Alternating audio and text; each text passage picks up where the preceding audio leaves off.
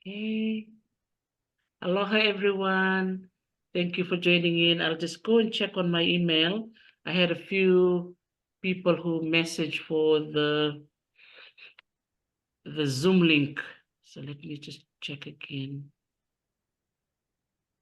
Okay, registration. Okay, so it's 5 o'clock. That's good.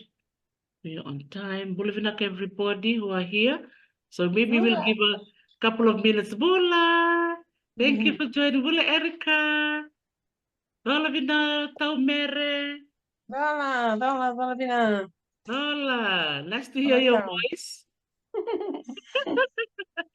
Hi, Brody. Thank you for joining. There's more people coming. I'm just gonna add them in as they come in. Waiting room. Yeah, Ruby's here. Okay. And I'll just check on the email for those who are asking for the link again. So I'll just resend it to them. Okay. And there will be others who will be joining online via my Facebook page. So there will be those who, especially those who are traveling in between. So there's a Dr. Anna Labrador. She's based in New York. So during this time, she's commuting. So she logs in on her Facebook and listens to the talk. So it's great, eh? Technology. Isn't that amazing? Excellent. Yeah, that wherever you are, you can just log in and join. Yeah. So good to have you all here. So maybe for those of you who are here, just put on the chat where you're logging in from. And what time is it in your part of the world? Because here we have Europe, we've got American Samoa, Fiji, and I'm not sure, Brody, which part of the world you're logging in from. Okay. Oh, Brody, nice. Aotearoa, thank you. Beautiful.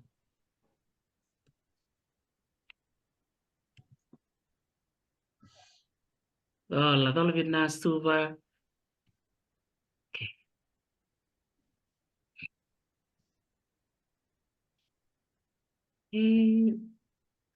Vienna, yeah. What's the weather like there right now, Ruby? Is it nice and warm? Is it getting warmer? It's been beautiful. Wow, very nice. Yeah. I think summer's coming in nicely, so it's been very nice. Oh, beautiful. Okay, that's wonderful. So I'm looking at the time, but I've got the beautiful song by Stan Walker to kickstart our Talano today. And we've got Kiribati joining in now, so I'll just let Kirikara join in. Okay, so Erica, finally Kirikara is here. Te Herekiekie, she's our Kiribati sister. Kirikara, glad to see you. She always wanted to join us, so now you're here. Bula, Meuri. Bula Vinaka. Okay. So it's recording, and I'll now connect to those logging in online. Yeah, so this is our fifth webinar. It's been really great having everybody join in online. Okay. And it's 5:03 here in California. It's been really hot here, or warm, because it's close to summer, so it's nice. It's beautiful. Okay, so maybe what I'll do, Dr. Te Herekiekie, I'll start the live now and play the Stan Walker song, and then when people come in, I'll just add them into the room. Yeah, is that a good plan? Okay. Yep. Knock everybody, and welcome once more.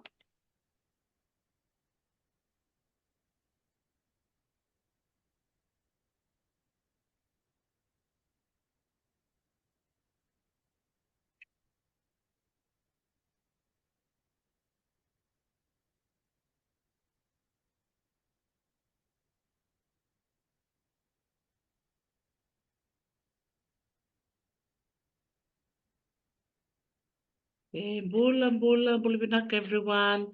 Thank you for joining in on this very special webinar. This is the number 5th webinar for the month of May. Very warm greetings to all of you, wherever you're logging in from. We are so blessed to be hosting this very special webinar through the California State University here in Los Angeles. So what I will do to officially welcome everybody.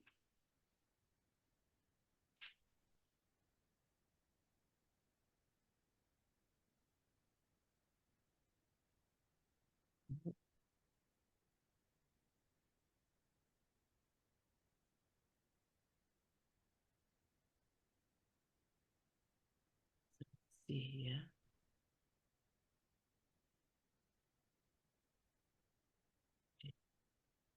So I'd just like to say a few words on behalf of the chair of the College of Ethnic Studies here at the California State University to welcome you all for this special gathering for the month of May here in the United States. We celebrate a very special month during the month of May, which is called the Asian American, Native Hawaiian, and Pacific Islander Heritage Month. So every May, every year, we celebrate us as a people, and we celebrate and remember those who've gone before us.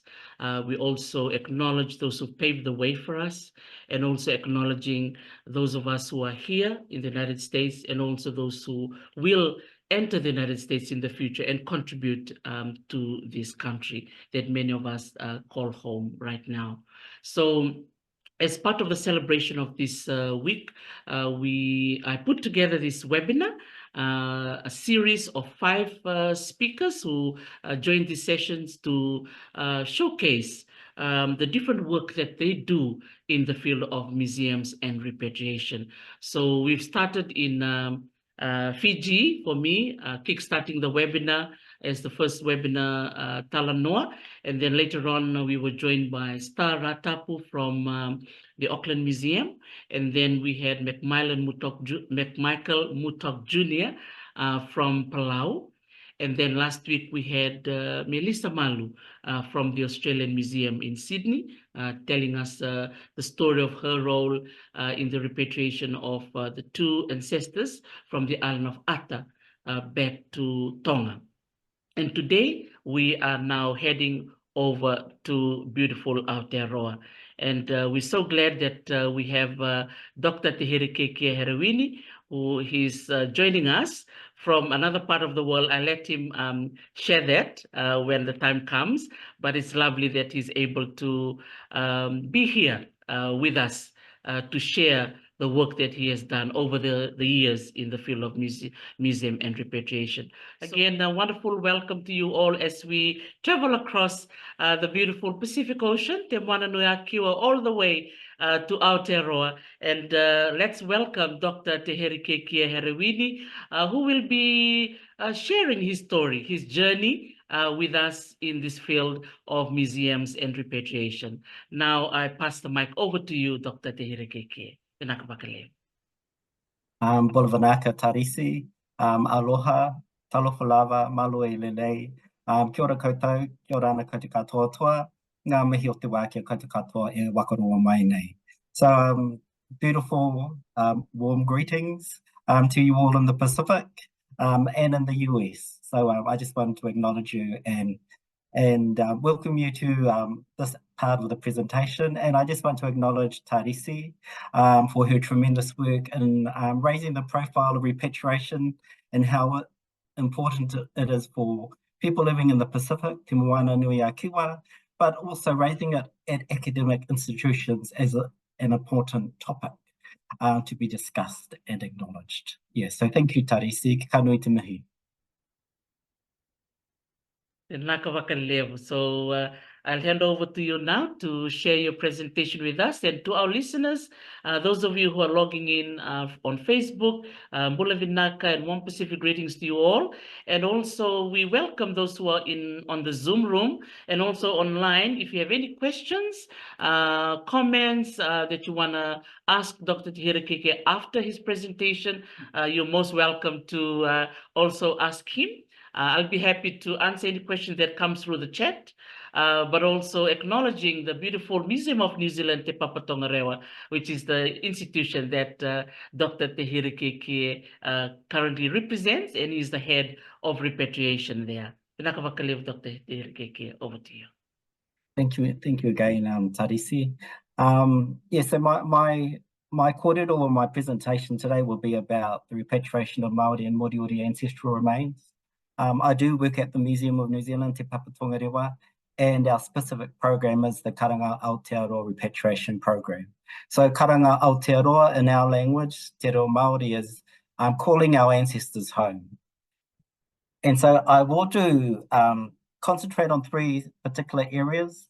One is the trade collection of Māori and Moriori ancestral remains and how they got to be overseas.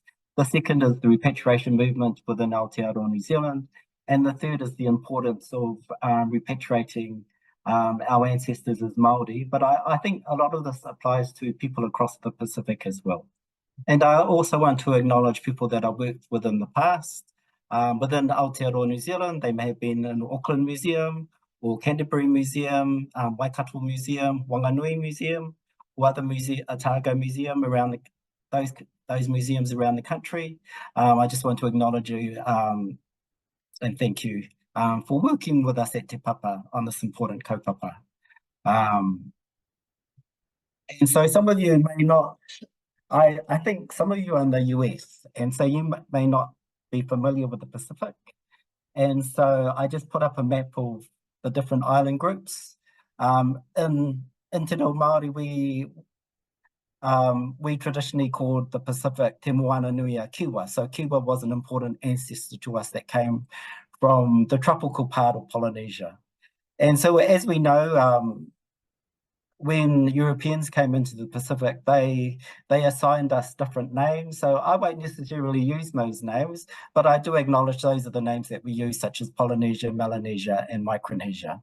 My own feeling is that we are people of the Pacific and we have ancient ties that for us as that have been labeled Polynesians, we're a combination of Austronesian peoples and Melanesian peoples, and our Melanesian ancestors have been in the Pacific for over 40,000 years, and our Austronesian ancestors came into the Pacific maybe about 3,000 years ago. So we're that combination.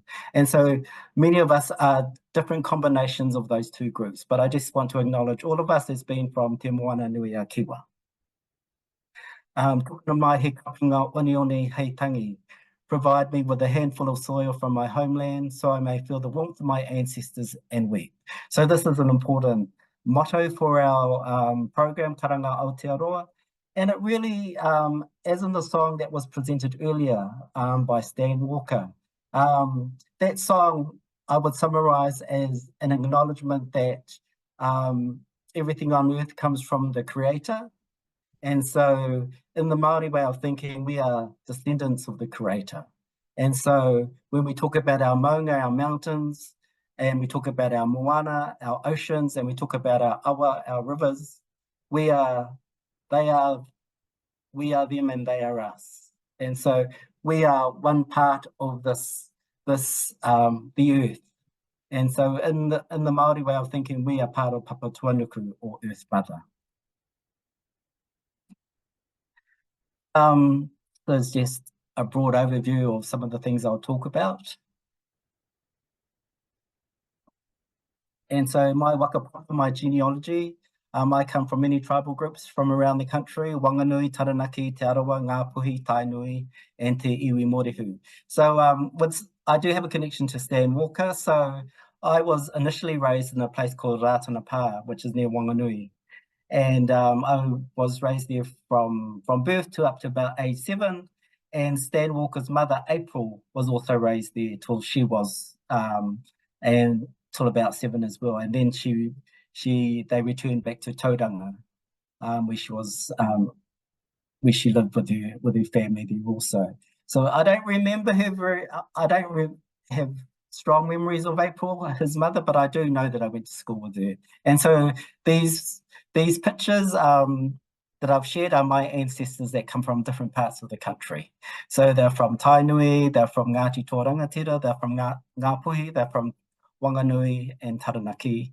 And I also have a European ancestor that originates from Spain and also from Germany and also from Switzerland. So it's good to have pictures of your ancestors, your tūpuna. So repatriation for us as Māori is an ancient practice, and it comes with a history of maybe 2,000 to 3,000 years. And so as Māori, we were the last place in the Pacific to be settled. And so before we were in Aotearoa, New Zealand, we were in tropical Polynesia. And so that's French Polynesia or Tahiti.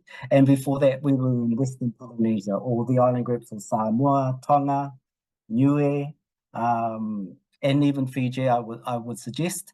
And how I know that is through the names that we have for our traditional homelands. So our ancient names are Tawhiti, which I would say is the original name would have been Viti. And so there is an island called Viti Levu in Fiji. So Tawhiti originating from Viti. We also have the names Hawaii, which I would say is Sava'i in the Samoan group. We also have the name Tutuhira, which is Tutuila. We also have the name Wawatea, which is Vava'u, if you were speaking Tongan. So we actually have all these ancient names that have been passed down to us as Māori. But we also have this other characteristic that's been passed down from us, is that through our ancestors, we inherited Mauri, the life force, rangatiratanga, chiefly authority, tapu, our sacred power, and mana, our personal power and prestige. And there's also two elements that are part of our Māori tikanga or customary practice, and that is the binary opposites of noa, which is normal, everyday, common, approachable, free, and relaxed. And then there's the element of tapu, which is sacred, forbidden, set aside, or be cautious of. So in traditional Māori society, members of that society, or our ancestors, would live between the two, being tapu, or normal, everyday, and sacred. And so many of our ceremonies were sacred or tapu. And so we had to go through a process of either going into the sacred process, which part of those elements is karakia, or coming out of that sacred process, which is the whakanoa process.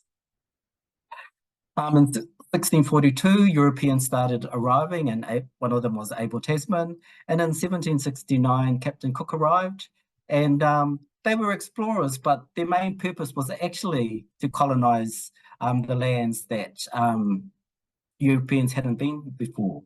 So they came to explore, but they also came to assess what minerals our countries had, but also assess how whether the people on the different island groups, whether they could be colonized.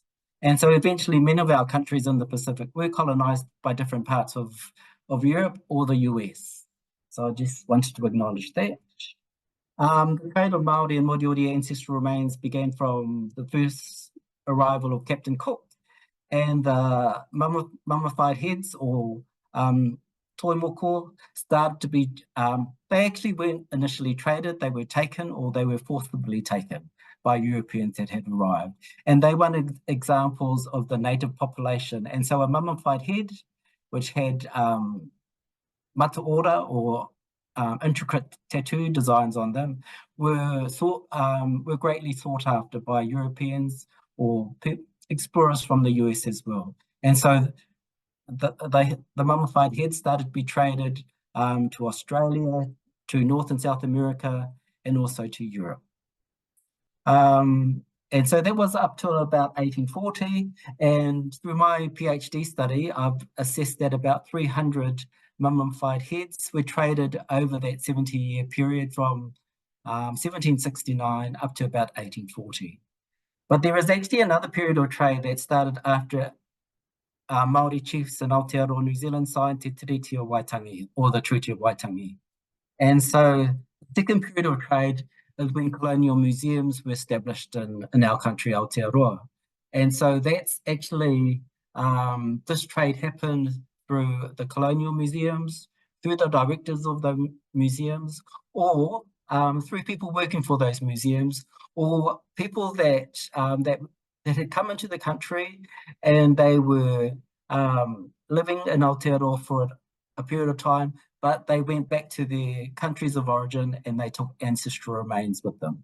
And so in the case of Andreas Reichek, who was from Austria, he took quite a number of Māori and Māori remains with him overseas, and other people that came to the country as well.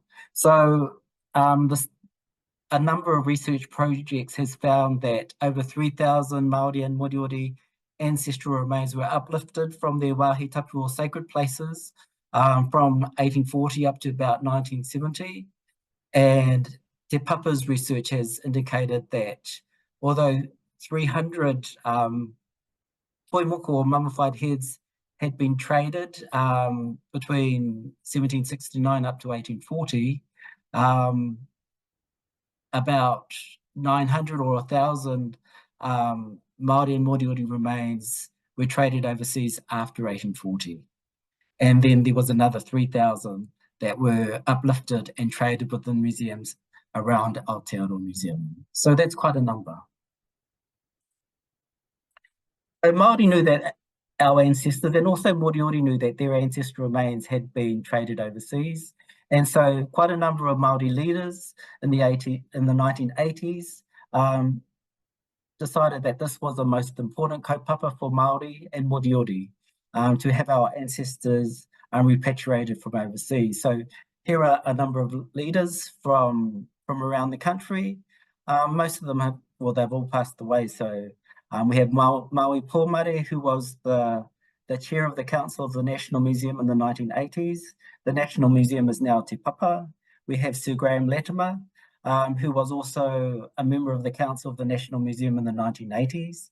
He was also the president of the National Party at that time as well. So the National Party is one of the main parties that often becomes the government for our country. And we have the Māori Queen, Te Ariki Nui, Te Atairangi Kahu. She was a pivotal leader in the repatriation program. And also we have Dalvanius Prime, who actually worked hand in hand on many occasions for the Maui Pōmare to bring our ancestors home. And we have an example of one of our tupuna from the Wanganui River. And so in the 1840s, he was considered a rebel by the colonial government at the time, and he was incarcerated in Tasmania. He died over there in the 1840s, but his body remained there until the 1980s, until the Wanganui Kaumātua elders requested his body come home. So in leading up to 2003, the Karanga Aotearoa Repatriation Program was established. And so this was a formal mandated program by the New Zealand government and supported by Māori and Moriori communities around the country. So we have a number of policy guidelines that we follow. And I just want to read them out because they're quite important. One is that the government's role, the New Zealand government's role, is one of facilitation. It does not claim the ownership of koiwi tangata, so Māori skeletal remains, koe miche kat, which is the Moriori word for Moriori skeletal remains, and toimoko, which are the mummified heads. So we only facilitate the repatriation of human remains. We don't request the return of our cultural cultural treasures, but they may be returned if the museum wishes to do that. We invite institutions to repatriate, so all the repatriations are by mutual agreement. There will be no payment for our ancestors to be returned, so we don't offer money to these institutions to return our ancestors. They have to do it of their own free will. And Māori and Moriori communities and kaumātua, our elders, are part of the repatriation process. And also we have to utilise our tikanga or cultural appropriate manners of bringing our ancestors home. So these are very important guidelines because it allows Māori or Moriori to be us in our own process of bringing our ancestors home. One of the main things we do is that we actually have to prove that the ancestors overseas have clear provenance to Aotearoa, New Zealand, or Te Waipounamu, the South Island, or to Rekohu, which is the Chatham Islands. And so there is a picture of Susan Forbes or Susan Thorpe. That is our main repatriation researcher. And so Susan has been working in the area of provenance research and archaeology for over 30 years. And so she's quite important to our program and pivotal to actually providing that provenance research that secures the provenance of these ancestors as either Māori or Moriori and coming from Aotearoa or from Rekohu. Since 2003, we've actually repatriated over 850 Māori and Moriori ancestors from international institutions. And so our primary work is to locate where they are around the world. We actually email and send physical letters to institutions all around the world. We spam countries, so we identify where all the museums and academic institutions that may have our ancestors, such in a place like Sweden or Denmark, and we spam those particular institutions. And so if they respond that they do have Māori or Moriori ancestral remains, we send a follow-up email saying that we would like to start the formal process of seeking their return. So 850 of those ancestors have come home. We ascertained that there was possibly 1,400 that have been traded overseas. We've just heard news from France in the last week that there's close to 100 Māori and Moriori ancestors in museums in Paris. So it's important to have people that are doing provenance research in different parts of the world, and they supply us with important information. So this is a picture of ancestors that have gone back to Wanganui. The Wanganui Regional Museum actually did a big taranga or call out to all the museums around the country if they had ancestors from the Wanganui area to bring them back, and they would be welcomed home by the local iwi, the local people and tribal groups of the Wanganui area, in which they were welcomed home, and then they were actually taken to Aramoho Urupa Cemetery, and they were buried according to tikanga Māori customary practice. So in summary, we've identified that there's 1,400 Māori and Moriori ancestors that were traded overseas. 850 of those have returned through the Karanga Aotearoa repatriation program. We offer manaakitanga, which is care within Te Papa's Wāhi Tapu or Sacred Repository. We undertake provenance research to secure their return, not only to Aotearoa, but to their iwi around the country, and also to Moriori and Rekohu. We have agreements with our tribal groups in the Taitokoro and in Tainui Kahea, and also Moriori for their ancestors to go home at some time in the future. And we are considering a national resting place for those Māori ancestral remains where provenance has proven difficult to ascertain. Why I think it is important for Māori and Moriori to bring our ancestors home is that through the repatriation process, we wish to connect the tapu and mana of those ancestors back to them. And we do that through our ceremonial process. And that ceremonial process is our karakia, our traditional spiritual process of engaging with our ancestors. It's through mihi, through greeting our ancestors, and it's through kanohi ki te kanohi, which has actually been face-to-face with our ancestors and sometimes touching them as well and caring for them. And that is one of the most important processes for us, is to uplift our ancestors overseas, to honour them with dignity and respect, to bring them home, and also to ensure that they are safely looked after in Te Papa before they return to their iwi or people around the country.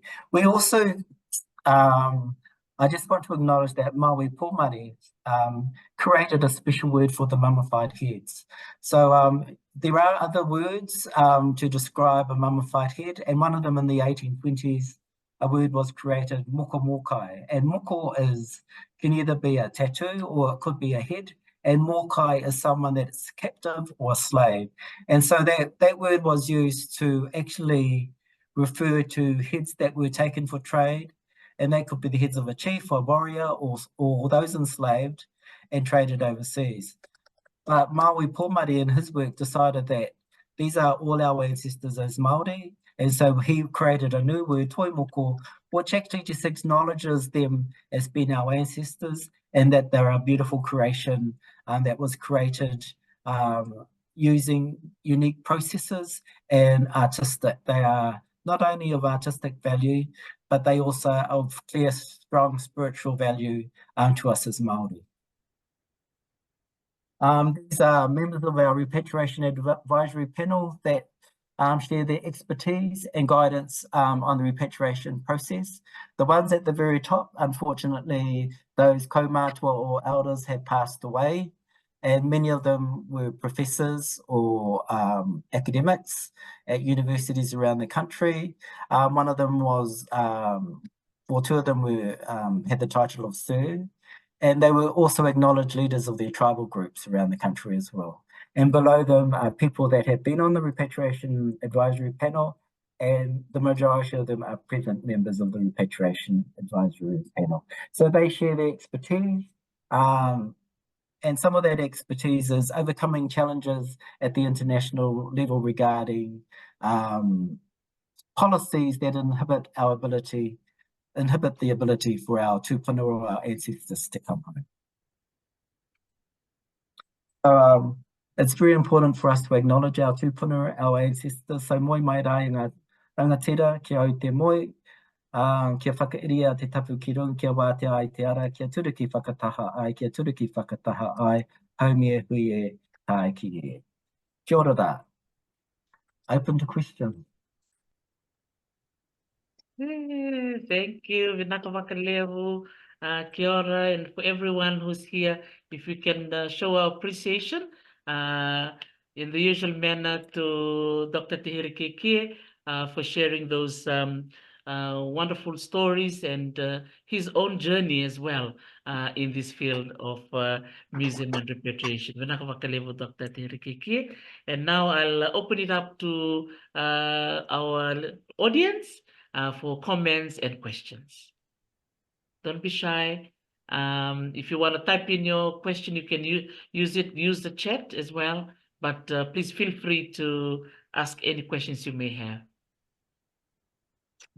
I just wanted to say that I know that Ruby Sartile is on online, and yes. So I have worked with Ruby in the past. She was at Auckland Museum, and she did quite a number of important repatriation projects. And so I just wanted to acknowledge Ruby. Tawhitai tele lava, Ruby. Ruby, thank you for all the work you do. Ruby, want to say something? Yeah, whakatau te lava, Herekiekie. Sorry, I'm not made for camera just right now, but yes, I also had the great privilege to collaborate with Te Herekiekie from Te Papa when I was at Auckland Museum, especially on the returns of the Moriori jacket, and so it was a very moving experience for myself. So kia ora Te Herekiekie, I acknowledging you as well. And I'm while you're sharing a presentation, I'm looking up your PhD thesis. And so congratulations, Dr. Te Herekiekie. Yeah, I'm going to be reading into that right after this. Thank you. Ruby. Yeah, it's amazing. With this network we have today, it's really important that we network and support each other. And that's why we have these types of webinars and platforms to bring us together and share our knowledge and experience so that someone who's listening today may be inspired and feel like you're not alone. right? We are all doing this work in this museum space, helping one another and carrying on, yeah, the tasks that those who have gone before us have done as well. So that's a wonderful thing to encourage everybody. Anyone wants to kickstart our Talanoa? Yes, Taumere? Oh, Tau. Lisa, Yes. thank you for the presentation. Very inspiring. I'm Mere. I'm based in Nandi, retired. A board member, an honorary board member for PIMA, the Pacific Island Museums Association, which Tarisi was also used to be a part of. And we've been looking at this activity. I won't say an issue, but activity for a long time in the Pacific. And one of the concerns that we have is space storage for the remains. How has Te Papa got around that, allowing for space to house the remains and all the protocols that go with it? Yes, that's a very important question, and it's a very delicate process because although for me, our tupuna, our ancestors are very important, it's not necessarily something that other people that work in museums hold as important. So, so we have our Wāhi Tapu, which is our sacred repository that was created at the time of Maui Pūmare from the 1980s, I understand. But with so many tupuna or ancestors coming back, it means that we've actually had to expand the Wāhi Tapu. So over time, we've had to have very delicate negotiations with other curators and collection managers within Te Papa so that we could actually expand into their spaces that actually belong to other collections. And so I do want to acknowledge it's actually a very delicate process that we have to undertake. At the end of the day, we did need a Wāhi Tapu, a sacred repository, so that we may look after our tupuna according to our tikanga, our customary practices. But also there are a small number of international remains. And so I have said this on a previous podcast that we do have ancestors that have come from the Fijian Islands. And I do believe that there's other museums in Aotearoa, New Zealand that have Fijian ancestors as well.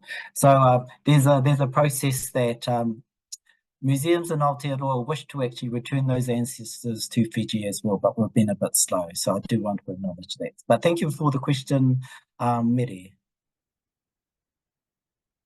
Thank you for your response.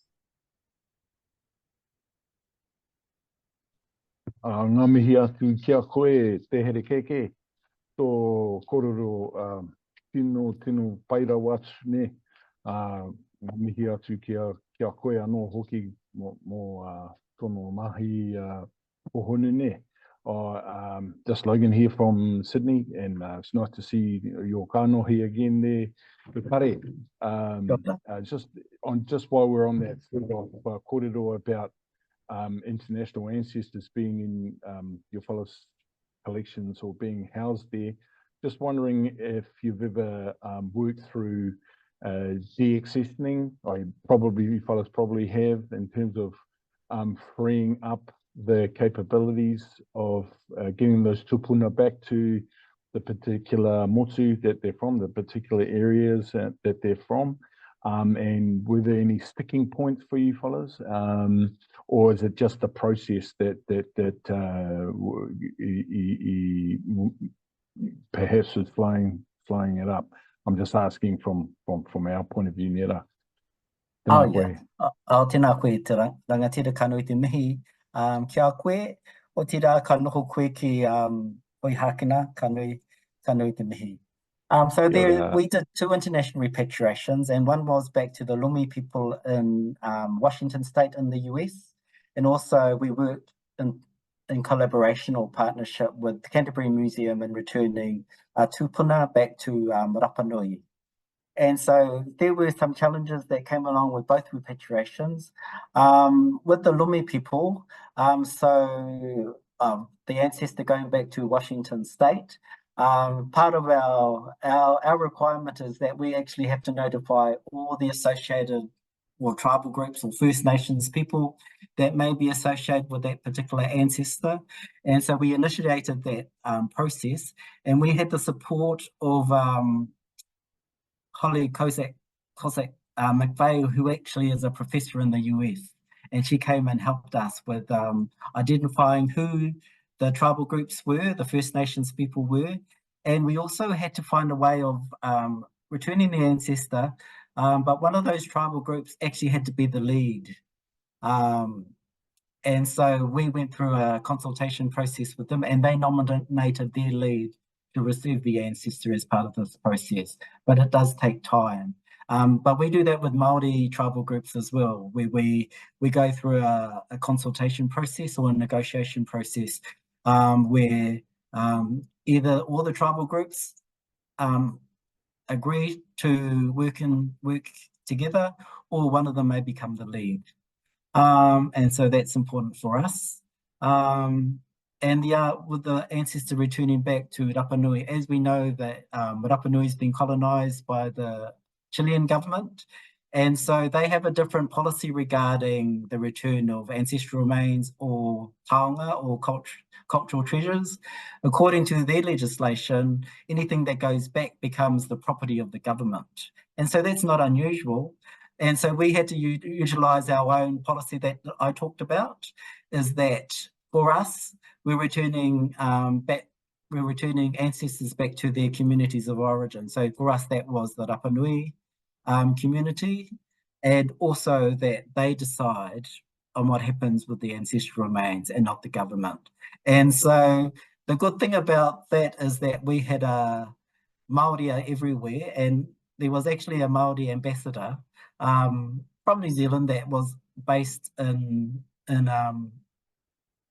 Chile, Santiago, and she negotiated on behalf to have the ancestor go straight back to Rapa Nui. And so, yeah, it does take a bit of work, and it does mean it may take a few years to have all those, what's required in place to make sure that the ancestors get back to where they need to get back to. Yeah.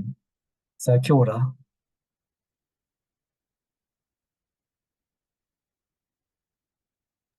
Kia ora mo tēnā. Yeah. Oh, that's awesome.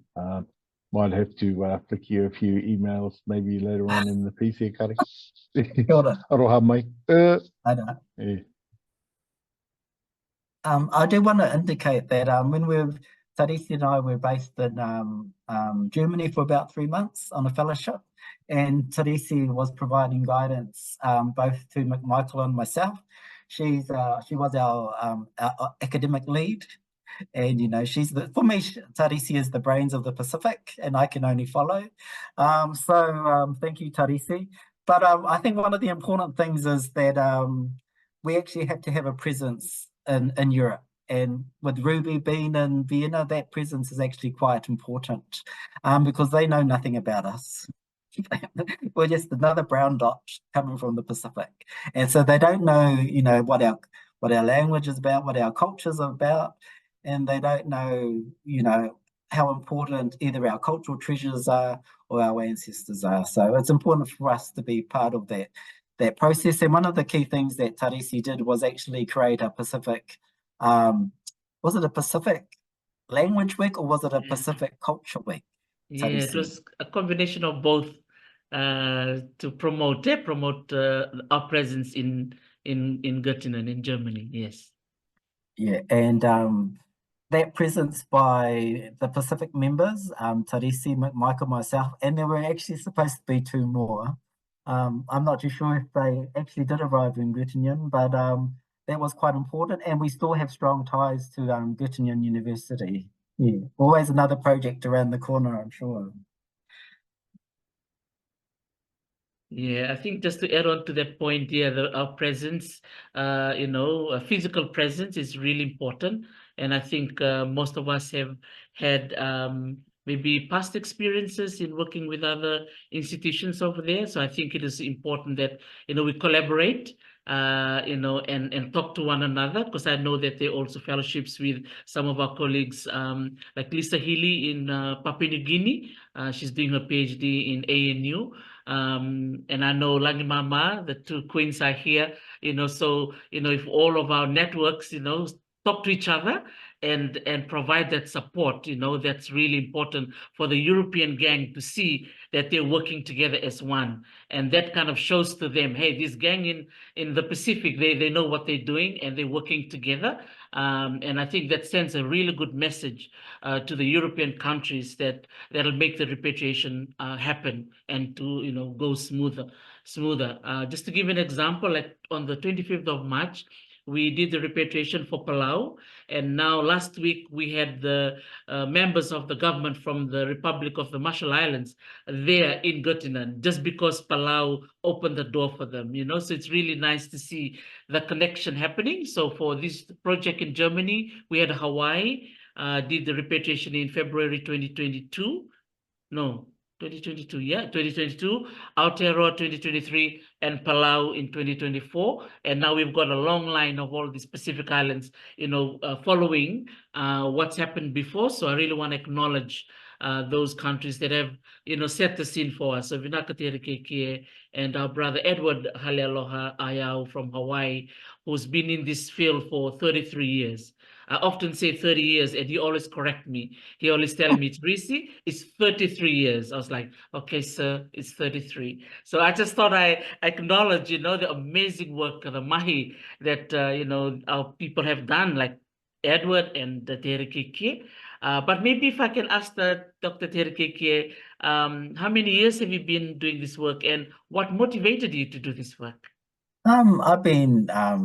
I started in my job in 2007. I actually remember October 2007.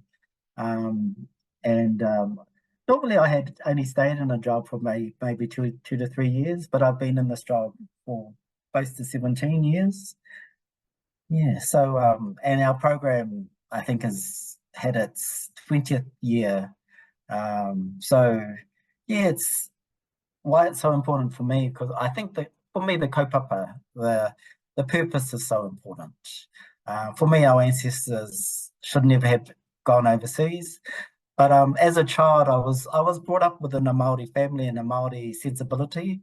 And one of my aunties said to me, because we were grown up at Ratana, she could see members of her family moving to different parts of the country, and also some of them were starting to move overseas. And she said to me as a young boy, she said, as a member of this family, if any member of our family dies, it's your responsibility, or it's our responsibility, to go and acknowledge them and bring them home. And so that's always been part of my way of thinking, and we still do that within my family, is that when people pass away, we acknowledge them, and we request to bring them home, because they do die in other parts of the country or world.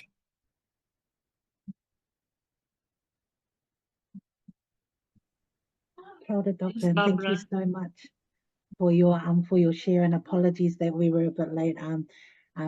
My name is Barbara, and I'm one part of Langi Mama. But yeah, just wanted to, you know, a huge mihi to all of you that have been in this space, because it's not a very easy space, especially as us. But I was laughing when you were talking about you guys, you know, infiltrating the UK, because I think when Tarisi was sharing, you know, she really is the smiling assassin, because what Tarisi can do is very different. When she was naming some of these people in the UK, I was like, OMG, they've been with some of the biggest roadblocks. And Tarisi goes, and I want to acknowledge so and so and so and so, but with that Fijian smile. So I just have to mihi to Queen T, because she's very good at navigating that. But I think just as part of the work that we do as Langi Mama, we've been approached by some of those in the region, you know, on obviously there's this huge shift from a lot of the UK institutions around this return and framing what that looks like. And because of all the work that you guys have done, you know, you have already started to pave the way. You know, so just really want to acknowledge, because we know it's heavy, and also every single every single one is very, very different, and the layers that it comes with, not only with our own communities and with those that, you know, that they belong to, but also those that are part of that return. So yeah, just wanted to, yeah, just a huge mihi to you, and you're absolutely right. So grateful that we've got, you know, the next generation like Ruby, you know, in Vienna, and what she's going to do in that space is going to be incredible as well. So yeah, just wanted to say thank you. And I think just with the work that we're doing as Langi Mama, I think, you know, because of what you guys have done, those that have approached us, we've said to lovingly be a lot more pukana around what it's going to look like, especially as the first, because that first will be the foundation of what will continue to come, because there is the shift. So yeah, thank you. Kia ora.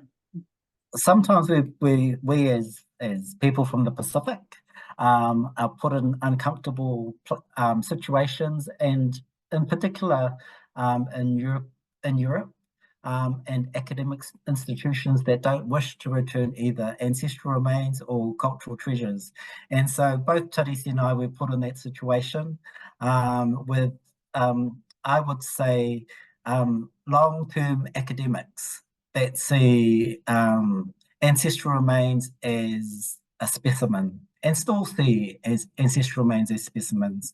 And so the particular situation was where this academic, he proposed quite a number of questions to Tarisi and myself around why should they go home? Isn't it more important that they be scientific tested before they go home? You know, how will they be looked after? Wouldn't they be looked after better in Europe instead of going home? And so, yes, I did appreciate Tarisi, and also many of us are diplomats. You know, we weren't born yesterday, and we know that you know, what these academics want is, you know, some sort of angry reaction. And but if you respond to them in the same way as an academic, and with an understanding that, you know, just be civil, diplomatic, and acknowledge that they have humanity within the ancestral remains. And so, and the decision making around whether they come home or not is not for the academic institution, but for the community of origin. And yeah, so we learn this within our families, within our whānau, but also within the villages we come from. And, you know, as Pacific people, we mix with other Pacific groups, and we have ceremonies that are full of, you know, diplomatic nuance. It's not new to us. I do want to acknowledge Australia. They've been doing, our Aboriginal First Nations cousins in Australia have been doing tremendous work in seeking the return of their ancestors. And as Tarisi said, when we travel overseas, either the Kanaka Maoli, the Hawaiians have been there, or the Australians have been there before us. And they've opened those doors for us as well.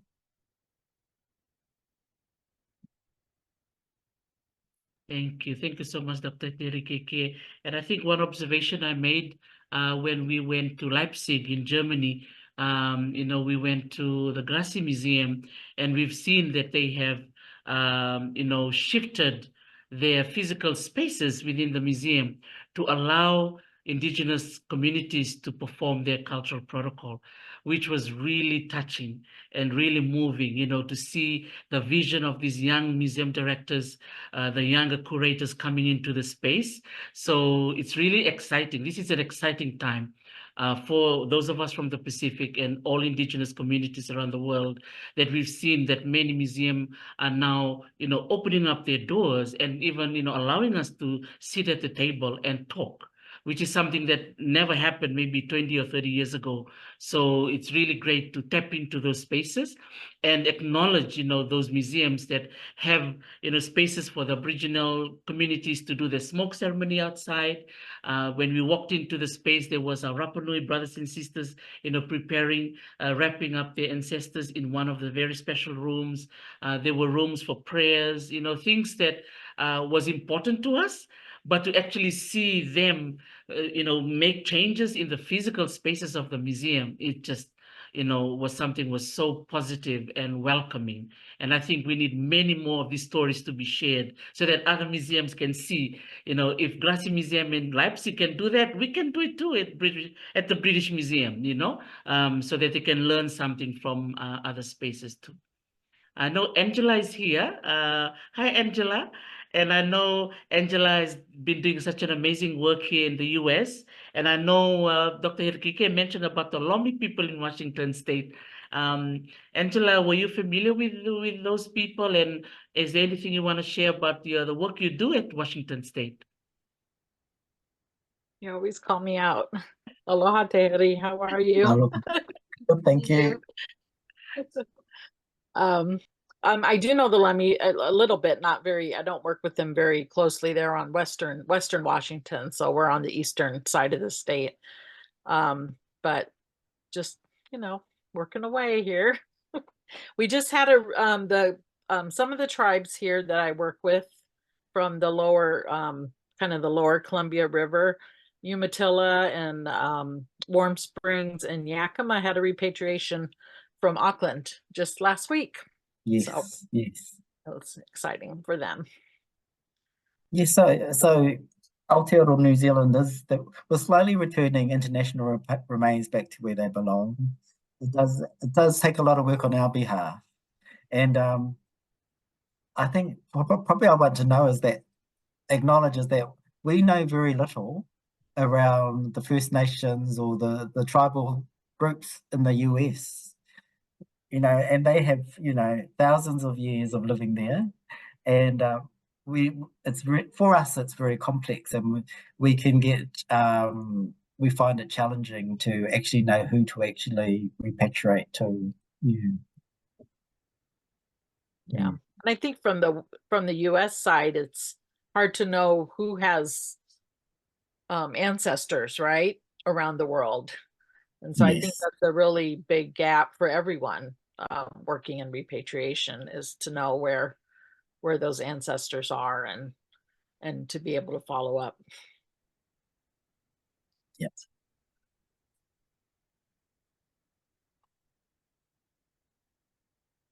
Thank you, Angela. Anyone else? I think we are on our 1 hour mark, but maybe 5 more minutes, Dr. Te Herekiekie. If anyone else have any comments or questions. Erica from Pangu. Hi, Erica.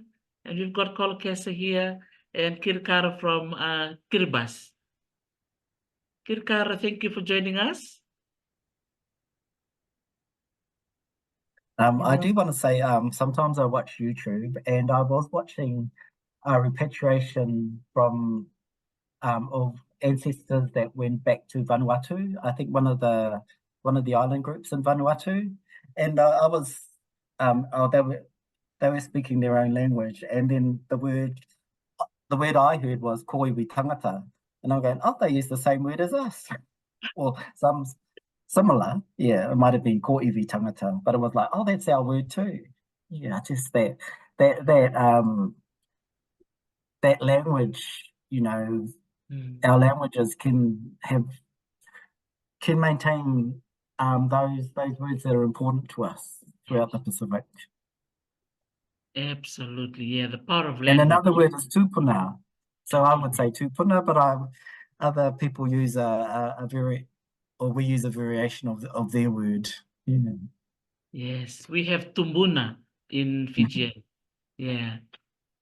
Tupuna, kupuna, yeah, tumbuna. Very interesting. And I'm glad you mentioned the different languages, in the early part of your presentation, Te Herekiekie, and that's, I think, really critical, in our work.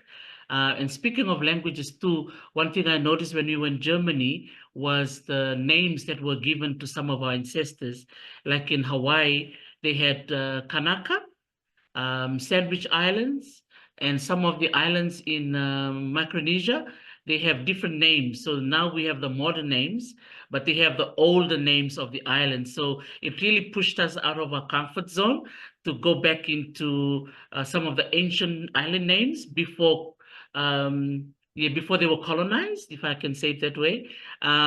So fascinating because it pushed us to do research on geography, and then also the history, and then geopolitics in the middle. It's just, yeah, we really enjoyed, being there and looking through the materials that were all in German. But we were really happy that we had Sophia, one of our younger researchers who was our translator and researcher as well.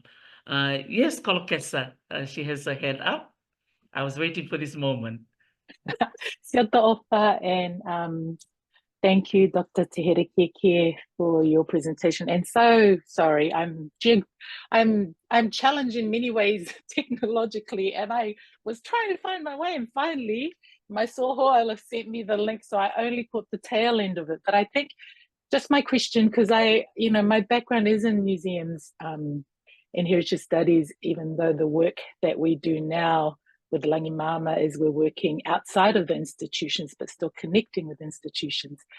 And, just previously, I just wanted to ask you too, it's so exciting because I have seen things pop up, especially with, being a friend of Tarisi's on Facebook and all these places that you're involved in, Tarisi, but also knowing our communities who have, one foot as part of our living communities and one foot in spaces like academic spaces. And one of the challenges when I was working inside a museum institution and hearing of all these projects that were coming out of Europe and UK about our communities, but there was a barrier in the sense that you had to have that PhD, attached to your name. And at one point, that was my incentive to get a PhD. It's like, I want to get involved in these projects, especially when, as an outsider, you're in this sector where you're like, man, they're doing more damage than actually good for our community. So is this the only way, the only route to get my PhD and then try and get your way into it? But my question is it like that? Because I've removed myself, and I think the work that we're doing with Langi Mama, where we're engaging with a lot of our communities who have that PhD as well and can navigate both worlds in a way that's amazing and really crucial for our communities. But also we work with our holders of knowledge in the communities who have equivalents of PhDs and are professors, because we've come through our own cultural context of learning. And I guess that's one of the things that we try and do in the work that we do with Langi Mama, is to bring our own cultural context of learning and institutions of learning to be on par with the learning that people, gain through Western academic institutions. So my question is it still the same within the space? Because what I think warms me is that you two are in this space, and we've got the likes of Ruby, moving into that space and also currently doing a PhD, which, is awesome when we get ourselves to that level. But, it is a barrier when, I still feel it's a barrier. And I guess that's a big part of what we're trying to do, is how do we foreground, the knowledges and expertise within our communities and our own cultural institutions of learning, hence our own equivalent of professors and doctors who may not have that piece of paper from a Western institution. But is it still a barrier? Because, it's awesome that you guys are talking about other representatives from the region that are taking part in these global conversations around our, culture and heritage that are held overseas. But is it still an issue or not? Thank you for the question.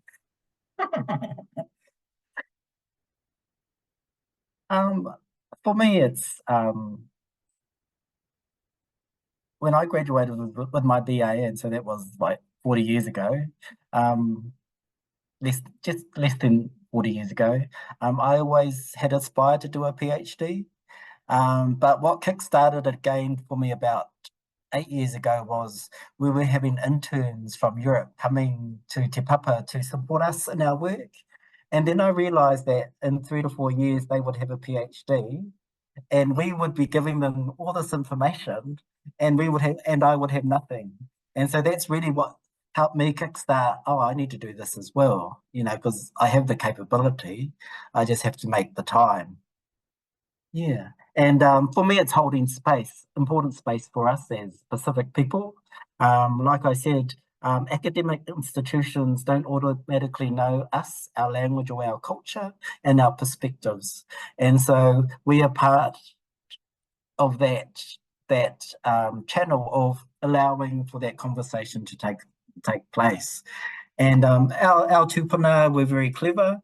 Because they engaged with other island groups, they knew that, you know, it's important to maintain who you are as a specific culture, and to understand those people that are coming into your realm. And so we have tikanga or customary practices that allows for that. And that's so that we don't get overwhelmed by someone else's philosophy, really. Yeah, and I think we have to understand what the academic institution is about so that we can use the tools of the trade to argue our point. Yeah, and I think that philosophy or argument and that communication is so important for us to do.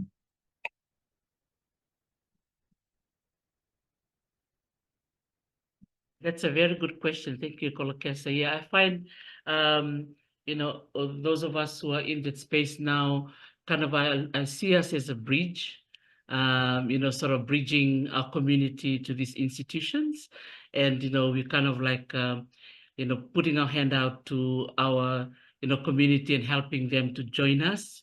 And also, you know, we sit at that table when there's difficult discussions, you know, that happen there, in which we become the protectors of our own people, because we don't want to expose them in those kind of spaces where there's anger, you know, where there's that that negative energy, which actually was something that we went through, myself and Dr. Te Herekiekie in Germany. You know, it was a very tough time of negotiating with people who already agreed to the process of repatriation. You know, they were just, you know, giving us different rules and changing policies, you know, for the sake of it, to make it difficult for us.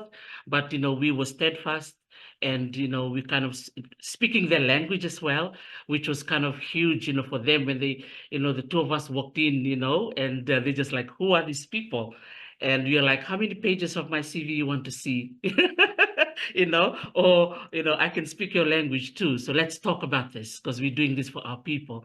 And so it was really an amazing opportunity to, you know, to tell them and speak for us as well, for us as a people. It's not easy, as you all know. It's quite a heavy, you know, responsibility. But now that we're seeing it rolling out, it's really great that they finally come to, you know, a realization that this is something that needs to be done. It's part of humanity and part of, you know, respect for our people. So, Kolokesa, I look forward to have you join our PhD program.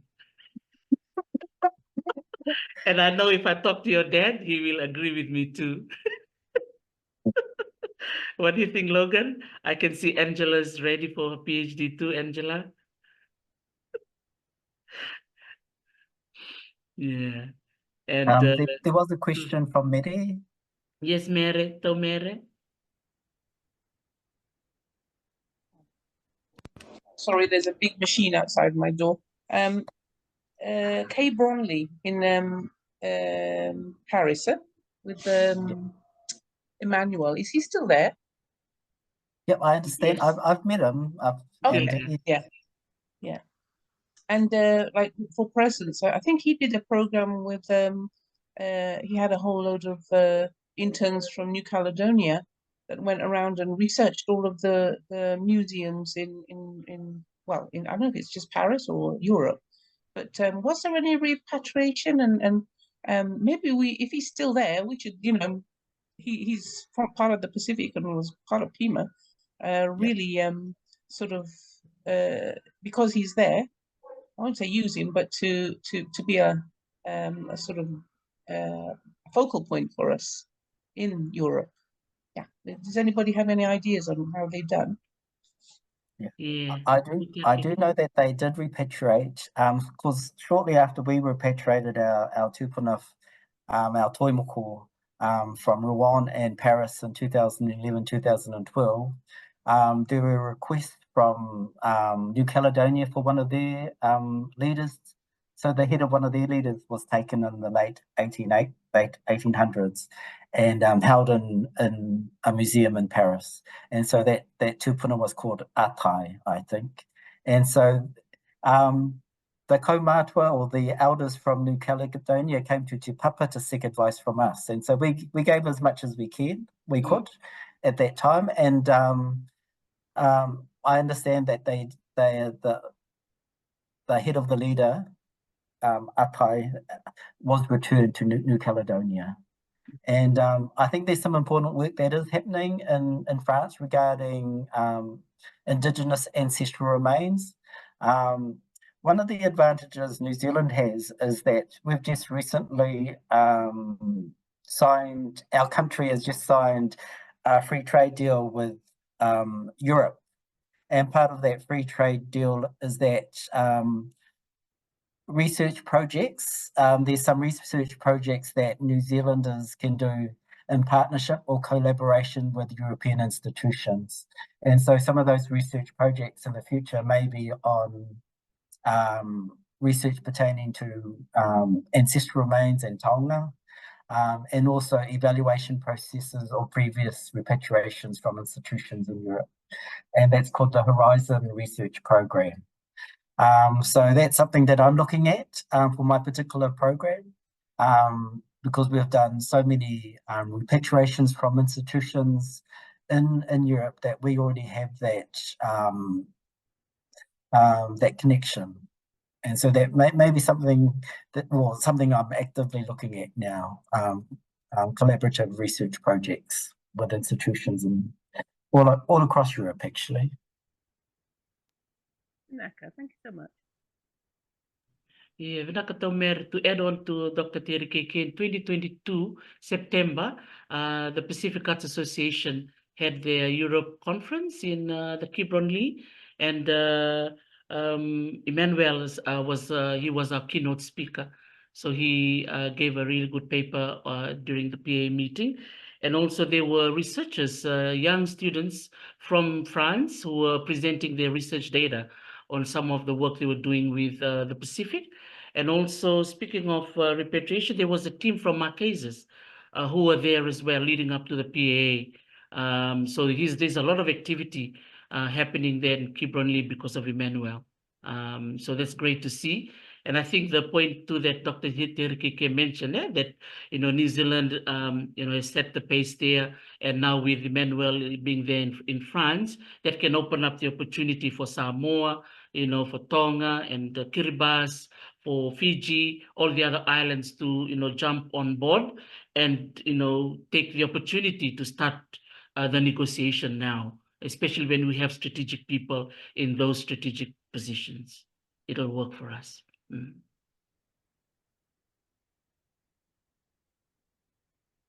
Okay, so it's 6:15 here in California and Washington. It's close to dinner time for me, but I know some of you just had breakfast and lunch, and Ruby just woken up from her beautiful sleep. But it's wonderful to see all of you today, and the Correro and the Talanoa is just awesome. I want to add another 2 hours, but I know Te Herekiekie has to go to other meetings. But perhaps I shall give him the space again, Dr. Te Herekiekie, for any last comments, and maybe some others. Anybody else maybe want to say anything before I pass it on to Te Herekiekie? Any other comments or questions? No? Thank you very much. Thank you so much for sharing. And it's been great to catch up with everybody in this forum. Thank you. Vilak Valib Tomere, and Tomere Tuiratunambombua is, as she said, she's the honorary member of PIMA. And next week will be the Festival of Pacific Arts in Hawaii. And I think some of us will be in Hawaii. And I'm putting together a paper on repatriation from this webinar. Tao, I'll talk to you after about, maybe just a one-page document in summary of all the webinar presentation that we've had, to include into the files of all our ministers of culture. in the Pacific, just so they can be familiar or familiarize themselves with the need of repatriation in the Pacific. So when someone knocks on their door, they already are familiar with what our museums and our communities are needing when it comes to repatriation. So I just thought I'd mention that that's happening next week in Honolulu. Yeah, so other than that, we'll be updating everybody through our Facebook page on some of the events that will be taking place in Hawaii for the Festival of Pacific Arts. So Dr. Te Herekiekie, I'll give you back the time to say any closing words to conclude our webinar. Yeah, kia ora, Dr. Teresi. Thank you very much for the kind invitation to be participate in this program.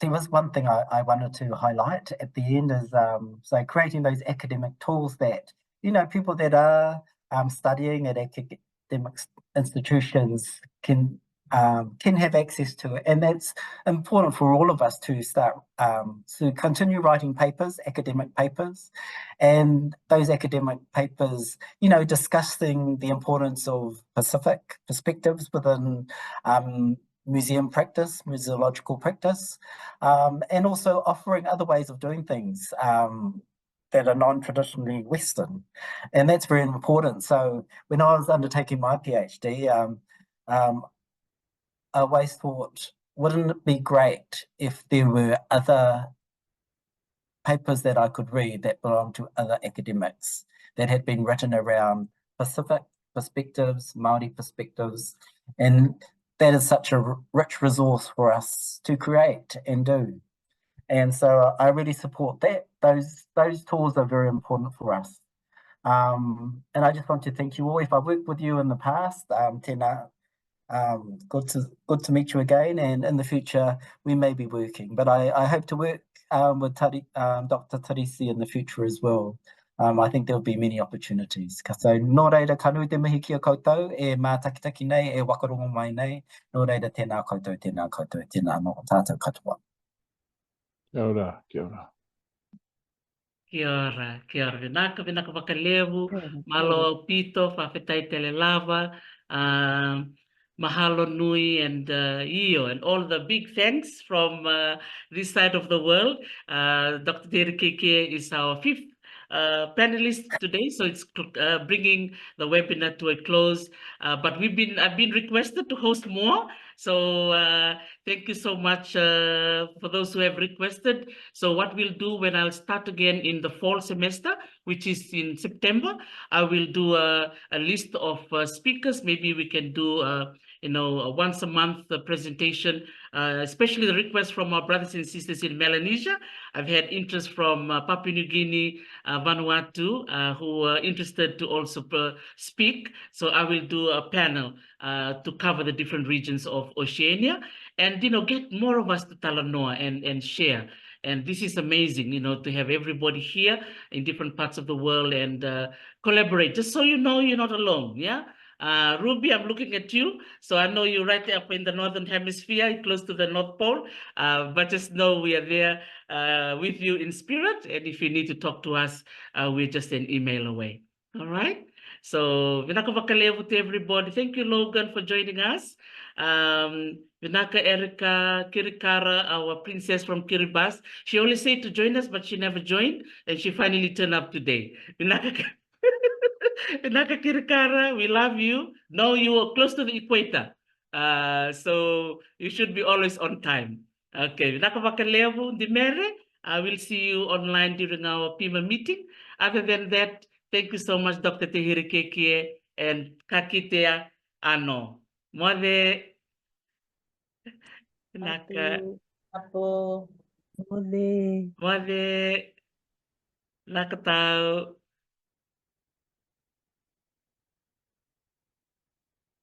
Yes, thank you, Kirkara. Thank you, Taumere. Okay, Vinaka Wakalevu, to everybody who've been listening in online on Facebook. Some of you have been logging in on my Talanoa with Dr. T page. I just wanted to acknowledge you all for taking the time to listen in on some of the amazing updates from our brother, Dr. Te Herekiekie Herewini from Aotearoa. It's a wonderful opportunity to hear the amazing work that he's been doing. He's been working in this space for 17 years, but he was only able to speak for 20 minutes today. But we hope that come fall semester, which is in September to December, we'll do another series, webinar series like this, especially through the Pacific Island Museum Association, through PIMA, the amazing work that this organization have done for so many years, and acknowledging Auntie Meritui Ratanabombua, who will be taking the lead in the next couple of months and years to come in keeping the regional work active, especially in the space of museum and heritage management. So from me here in California, in the California State University in Los Angeles, just wanted to say Vinaka Vakalevu to everyone for supporting us during the month of May in celebrating the Asian American, Native Hawaiian, and Pacific Islander Heritage Month, a very special month to acknowledge all our people who have called the United States their home and have set a wonderful template for all of us to live a better life today through the sacrifice that they've made.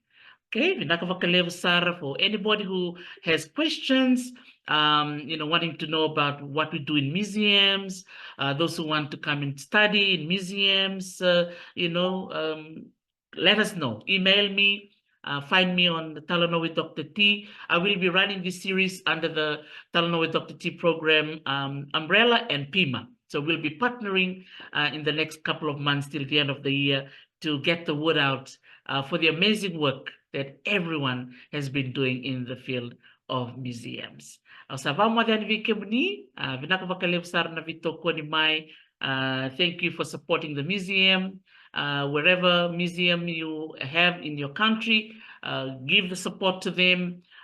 Encourage the ministers that look after these museums to support the museums financially as well, to make sure that a lot of the programs are delivered for the benefit of our community. On that note, ka kite ano, Vinaka Vakalevu, mahalo nui for joining me during this time, and I bid you goodbye. Namaste and nisamwale. Naka. Okay, Vinaka Tau, I will see you online. Thank you. Take care.